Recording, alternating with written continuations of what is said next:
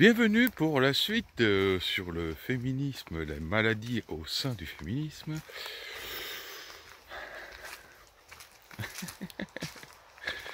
Je suis content d'avoir découvert que plein de femmes ont découvert par cette vidéo et ont commenté pour certaines d'entre elles très gentiment, ont témoigné, ont dit qu'elles étaient agréablement surprises de trouver un gars comme moi sur internet et qui, même pour certaines d'entre elles, qui se sont abonnées. Donc bienvenue à vous, j'espère que je ne vais pas vous déplaire trop rapidement. Vaut mieux rire qu'en pleurer. Et on enchaîne sur la suite.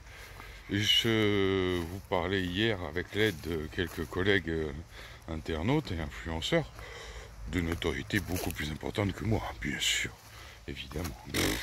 Ça va sans dire. J'enchaîne avec une autre. J'aime bien sa finesse. J'aime bien.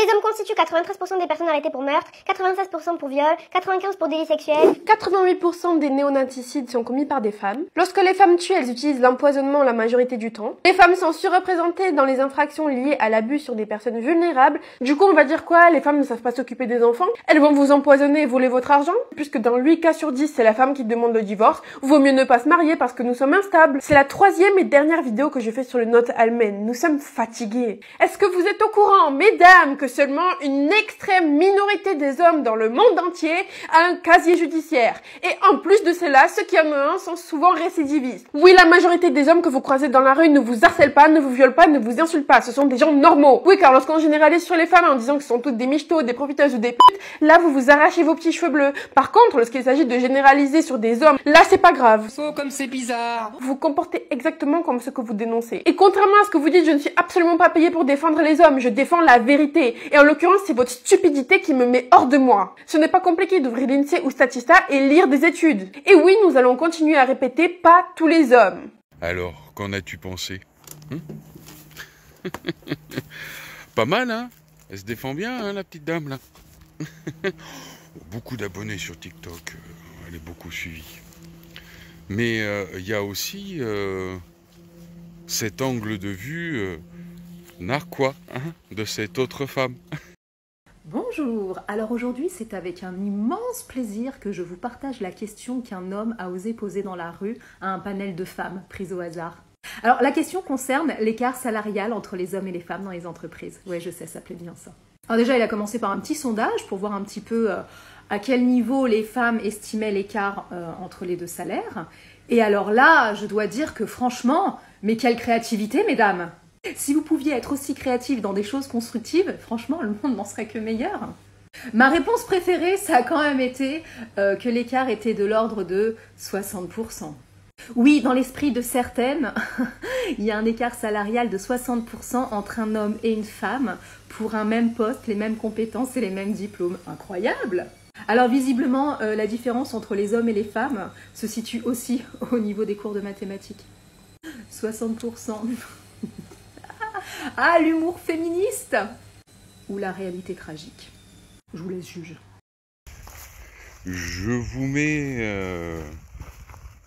le micro-trottoir du jeune homme, Pierre, en entier, pour que vous puissiez vous faire une bonne idée de ce que la dame raconte. L'égalité salariale entre hommes et femmes, mythe ou réalité? C'est une réalité. Ah, c'est une réalité, ouais. Réalité. En réalité, hein. Pour moi, plutôt mythe. Réalité, ouais. Réalité. Combien est-ce que vous estimez l'écart de salaire entre un homme et une femme? 20 à 30%. Bah, moi, je dirais 60%. Au moins 10-15%. C'était 5%. 20-30%. 20-30%. Si les entreprises payent 20% de moins les femmes pour le même travail que les hommes, pourquoi ils embauchent des hommes? Ah oui, tiens, bonne question. Parce que c'est des hommes. Ouais, j'allais dire parce que c'est des hommes. Déjà des C'est femmes. une belle question ça, pertinente. En vrai, je sais pas. Je me plains des inégalités salariales et au final, j'ai même pas de réponse. Franchement, sur l'effet inverse, genre, ce serait. Tu sais, genre. Il y aurait de la discrimination envers les hommes, non, si on ferait ça. Enfin, C'est pas con en vrai. Mais c'est là où en vient ma question préférée. Oh, qu'est-ce que je m'en veux de pas y avoir pensé moi-même. Mais merci de l'avoir posée. Attendez. Mais alors dites-moi, d'après vous, puisqu'il y a un écart salarial entre les hommes et les femmes, pourquoi les entreprises embauchent-elles plus d'hommes que de femmes? Pardon, j'ai pas entendu la réponse. Je vais donc formuler différemment. Quel est l'intérêt des entreprises d'embaucher plus d'hommes payés plus cher que de femmes? Bon, j'avoue, il y a quand même eu une réponse assez sympathique. La meilleure d'ailleurs. La meilleure parce que la seule, déjà. Ah ouais. Ah bah c'est fou parce que c'est vrai, moi je me plains toujours de l'écart salarial entre les hommes et les femmes, mais je m'étais jamais posé la question. Alors je ne sais pas pour vous, mais moi cette question c'est mon petit plaisir du jour. Bon, pour la réponse, j'ai ma petite idée, mais je vais pas vous vacher tout de suite. Je vous laisse déjà mettre les vôtres en commentaire. L'égalité salariale entre les hommes et les femmes. Ah oui, bah alors là. Mythe ou réalité? Réalité, ouais. Réalité. Réalité. Réalité. Ah, réalité. Ah, c'est une réalité, ouais. Vous le vivez, vous, l'écart salarial?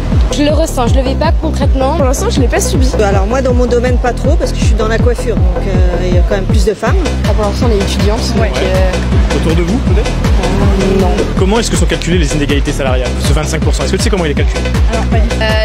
Non, je sais pas, par questionnaire, par exemple. Bon. Bah pour moi, à mon sens, je pensais que ça partait du salaire fixe, classique, hors heures supplémentaires, salaire de base en fait. Absolument pas. Bah... Si on comprend le calcul, peut-être que...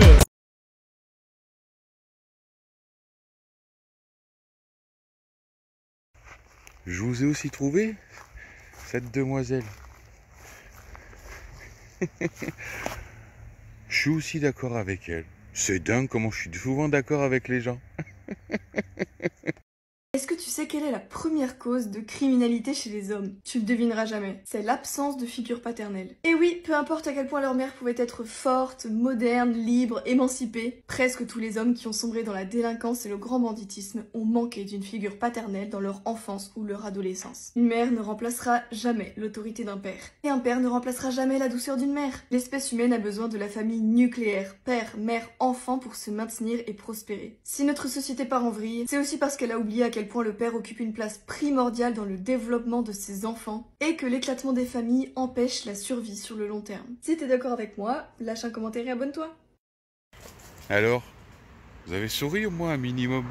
Ah ouais, je vais récolter les figues là. Je me suis bien marré. On reviendra sur le sujet dans pas longtemps. Abonne-toi.